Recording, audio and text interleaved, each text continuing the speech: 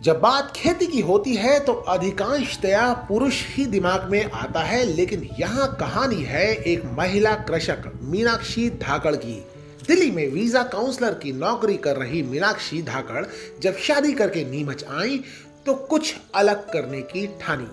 मधुमक्खियों से दोस्ती की और इनकी दुनिया बदल गई, लेकिन सब कुछ इतना आसान नहीं था। नमस्कार, मेरा नाम मीनाक्षी धाकड़ है। मैं नीमच जिले के अठाना नगर से रहने वाली हूँ और लगभग मैं पिछले 2 साल से मधुमक्खी पालन कर रही हूँ। और इसके पहले जो था कि मैं एक जॉब करती थी। जॉब के बाद मैंने ये फील्ड कुछ अलग चीज़ सोचकर चुना कि जॉब होती है, बिजनेस होता है, लेकिन बिजनेस का पर्पस मेरा ये नहीं था कि मैं कुछ भी ऐसा करूं जिससे थोड़ा लगा कि कुछ यूनिक करें, अगर कुछ करना भी चाहिए तो वही सोच लेकर जब मेरी शादी हुई, जॉब करते करते जब मेरी शादी अठाना नगर में हुई, तो हम हस्बैंड और वाइफ ने दोनों ने मिलकर सोचा कि कुछ अपना बिजनेस करना चाहिए। तो अपने बिजनेस में लगा कि क्या ऐसा करें जिससे थोड़ा अलग हटके हो और अपने को बेनिफिट वाला बिजनेस भी मिले। तो कहीं ना कहीं दोनों के मन में विचार आया कि क्यों ना मधुमक्खी पालन किया जाए, एक बार सीखा जाए, अगर होगा रिस्पांस अच्छा मिलता है और अगर लगता है कि कर सकते हैं तो हमने सोचा। फिर उसके बाद मैंने ट्रेनिंग ली, अंता कृषि विज्ञान केंद्र से मैंने इसकी 1 मंथ की ट्रेनिंग ली।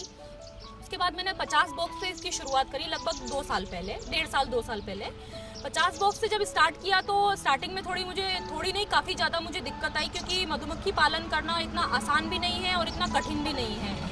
तो शुरुआती दौर पे इतनी ज़्यादा मुझे प्रॉब्लम्स आने लगी कि मधुमक्खियाँ काटती भी थी और उसके बाद इसको मार्केट में इसके हनी को निकालना और इसके साथ यहाँ पे मेरे को लेबर नहीं मिलना, तो सारा काम अकेले करना, प्लस फाइनेंशियली इश्यूज़, काफ़ी सारे इश्यूज़ आए। लेकिन धीरे धीरे उनको मैं जैसे तैसे स्ट्रगल करते करते मैं यहाँ तक पहुँची और 50 बॉक्स से शुरुआत जो मैंने की थी, आज वो बॉक्स मेरे पास 370 बॉक्स हो चुके हैं, जो कि 70 बॉक्स अपने अठाना नगर में रखे हुए हैं और 300 बॉक्स जो है कोटा जिले के सुल्तानपुर में रखे हुए हैं।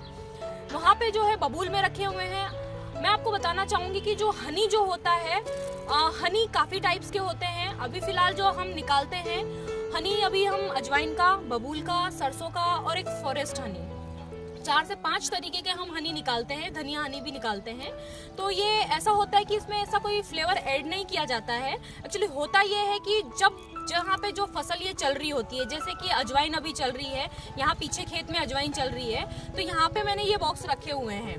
तो अभी फिलहाल जब तक ये फ्लोरा चलेगा तब तक ये अजवाइन का ही हनी निकलेगा। तो मतलब अपने आप बीज जो होती है अपने आप ये फ्लेवर बनाती है, ना कि हम इसमें फ्लेवर ऐड करते हैं। इसी तरीके से 200 से 250 टाइप्स के हनी होते हैं, जो कि अलग अलग एरिया में अलग अलग फ्लोरा के अकॉर्डिंग बनते हैं।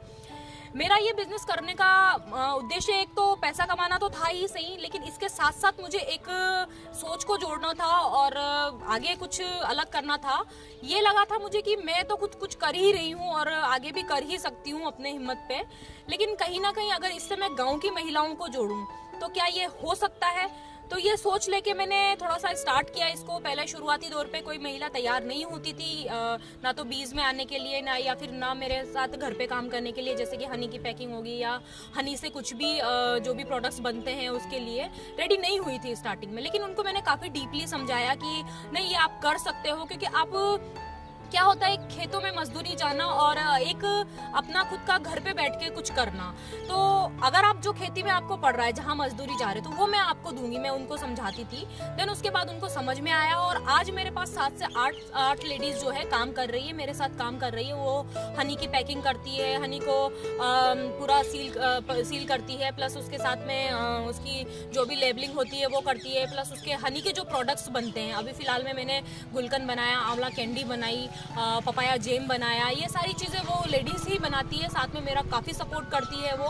तो हर चीज़ में कहीं ना कहीं वो जुड़ी और मेरा सपोर्ट भी किया। साथ में जो मेरी फैमिली है, मेरी फैमिली का मुझे फुल सपोर्ट मिला है। यहाँ की मेरे मायके की फैमिली हो गई या मेरे ससुराल पक्ष की फैमिली हो गई, खास करके मेरे हस्बैंड हो गए और मेरे सास ससुर हो गए। इस बीच में क्या हुआ कि जब मधुमक्खियों को बॉक्स को जब माइग्रेशन का टाइम आया बीच में, तो उस टाइम पे इतना ज़्यादा परेशानी आई कि किसके, क्योंकि यहाँ पे जो एमपी का जो एरिया है नीमच जिले का, यहाँ पे मोस्टली बी कीपिंग कोई करता नहीं है। तो उसमें क्या होता है कि मुझे यहाँ पे लेबर नहीं मिलती है, प्लस यहाँ के लोग स्टार्टिंग में समझने को तैयार नहीं थे, क्योंकि किसके खेत में रखें किसके खेत में ना रखें। क्योंकि किसी को भी बोलते हैं तो ये बोलते हैं कि नहीं, हमारे खेत में मत रखिए, इनसे बच्चों को भी नुकसान होगा या फिर हमारी फसलों को भी नुकसान होगा, जबकि ऐसा नहीं है। मधुमक्खियों से हमेशा फसलों को नुकसान नहीं, फायदा होता है। आप चाहे उसको सब्जियों में रखें या फसलें जो भी फूल वाली होती है उनमें रखें, हमेशा उनमें जो परागण की क्रिया मधुमक्खियां करती है उससे इनके काफी फायदा होता है। तो ये चीज किसानों को समझाने की बहुत जरूरत है और मैं लगातार इसमें प्रयास कर रही हूँ। ज्यादा से ज्यादा महिलाओं को अपने साथ जोड़कर उनको रोजगार देना चाहूंगी। अभी जस्ट हाल ही में मैंने एक ग्रुप तैयार किया है, 25 महिलाओं का एक स्वयं सहायता ग्रुप तैयार हुआ है। अब जल्दी ही वो भी अपना खुद का कुछ ना कुछ प्रोडक्ट बना के मार्केट में लेके आएंगी उनके नाम से। और मेरा खुद का हनी का चल ही रहा है जिसमें 7 से 8 लेडीज मेरे पास काम कर रही है। और लगातार आगे मैं बस इस सोच को लेकर चलूंगी कि महिलाएं भी बहुत कुछ कर सकती है पुरुष के साथ साथ मिलकर।